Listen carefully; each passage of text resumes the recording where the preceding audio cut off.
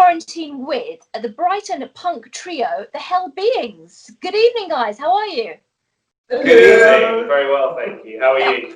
I'm very well, thank you. Would you like to introduce yourselves to the audience?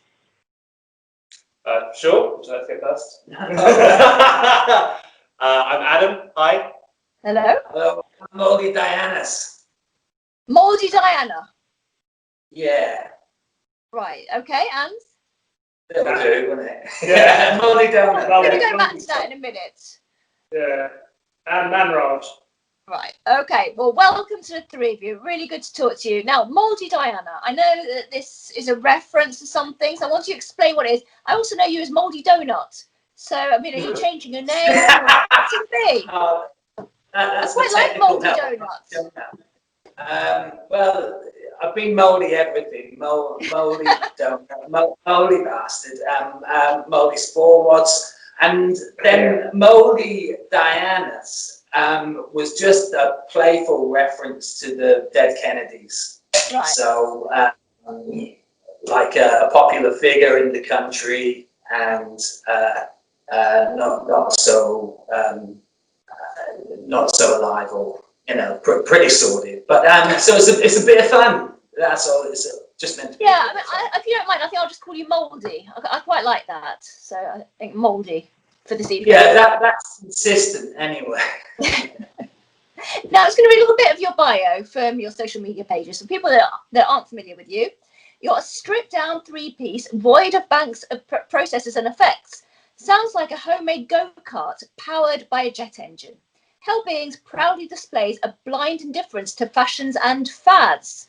So, do you want to explain a little bit about your ethos, how the band formed, and your influences? Sure. First of all, none of us wrote that. So it's kind of hard to explain, but I like the jet engine or whatever I said. Yeah, that's very good. What was the question? I've forgotten the question now. Just explain a bit about your ethos and about what the band, what you're trying to do with the music you produce and your influences. Okay, the ethos would be to have it stripped down as it can be, without any gimmicks, without any unnecessary effects on the guitar, for example. So the songs are kind of in their raw primal form. That's the way I want to keep it. And the songs are very, very simple. If I get an idea, I don't overqualify it. I just kind of go with it. So if it sounds like something before, it doesn't matter, because when you put your own words to it and stuff, it's all gone. Who cares anyway, But up until now, I haven't ripped anyone off. AC/DC are a good example of keeping it basic. So they'd definitely be. It's Rolling Stones, all the classics. Well, I read that you like writing songs that are political and psychotic. So can you give us an example of the sort of things you've written about? The latest one is about the situation in Palestine. And that would be controversial to, well, particularly now with what's going on with the Labour Party as well. But if I've got something to say, I'm going to say it, and I don't care if I lose followers or anything like that. I've got to remain true to myself. Well, I mean, you released an EP in 2015, so that's the worst that can happen. So you've been around for a while. When did you actually form as a band? 2015 then.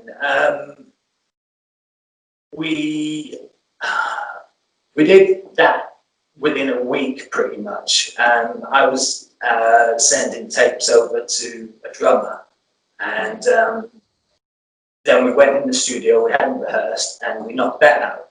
And I'm kind of pleased with it. He listened to the stuff, but we didn't get on to play live. So the gigs that I had booked, I got in two other people, boyfriend and girlfriend, and they played drums, and one played bass. And within a month, we did about 8 to 10 gigs, one after in succession, and couldn't pause for breath. Then when we did do a recording, it was the one that we pressed onto vinyl, and that was kind of tipped a big life achievement box because I'd always wanted a piece of my own plastic, really. All the songs are kind of about the absurdity of life.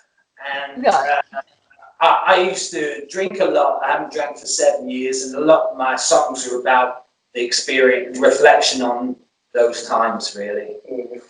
There's supposed to be humour in pretty much every line that I write. There should be something funny there, but people do think that they're pretty deep and depressing or something. Yeah, But, I mean, with Scallywag, it was quite obviously going to be fairly light-hearted. So, your new album, so you've written all the songs for the album, from what I can gather. So, when are you likely to be releasing the album itself? Yeah. June time or something. I worked it out. Yeah, I think that wasn't the idea. You could glue them all together. Yeah. So by the time we've done released all the tracks every 6 weeks or whatever, then that will make up the album. So you could either just all, download them and then glue them together. Everything we put out is free anyway.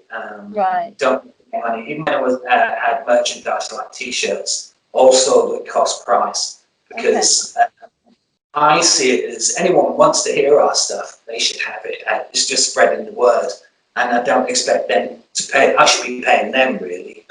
Listen to your music.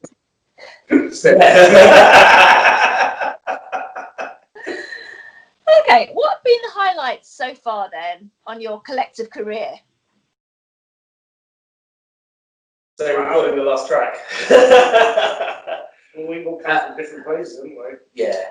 Yeah, absolutely. But so collectively, the last thing we did together was recording the 2 tracks that we're releasing over the next few months. So that was a great experience for me personally, and hopefully for you guys too. Yeah. Everything the latest thing that you do should be the best thing you've done. And there's a need to kind of express myself the best I can and get across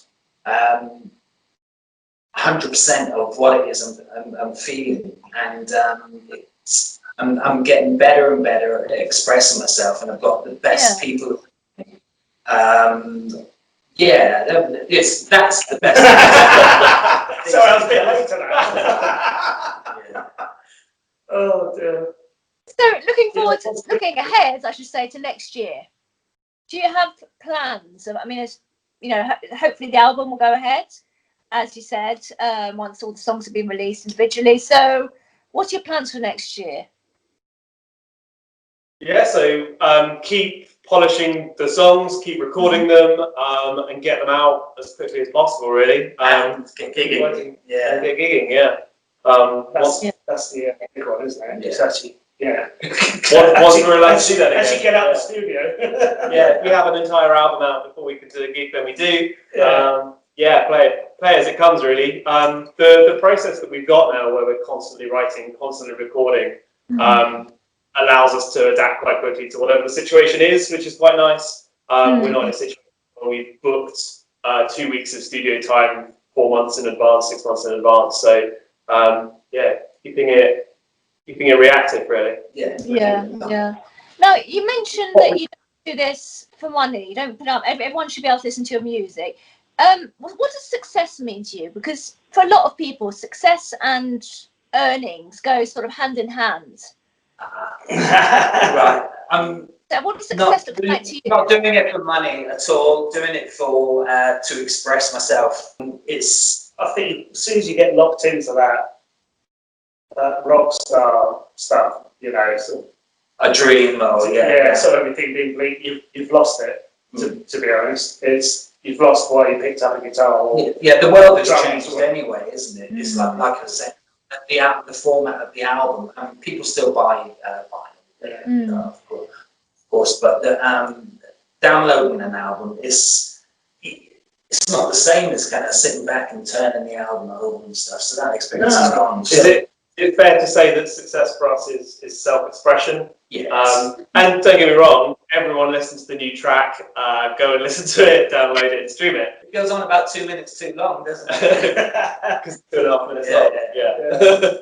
Well, I wish you all the very best with the songs you're still to release and with your album. Go and check out the Hell Beings. You're in for a punk rock treat there, and honestly, I wish you only good things. Thanks very much. Very welcome. Take care, guys. Lots of love. Bye bye. Cheers.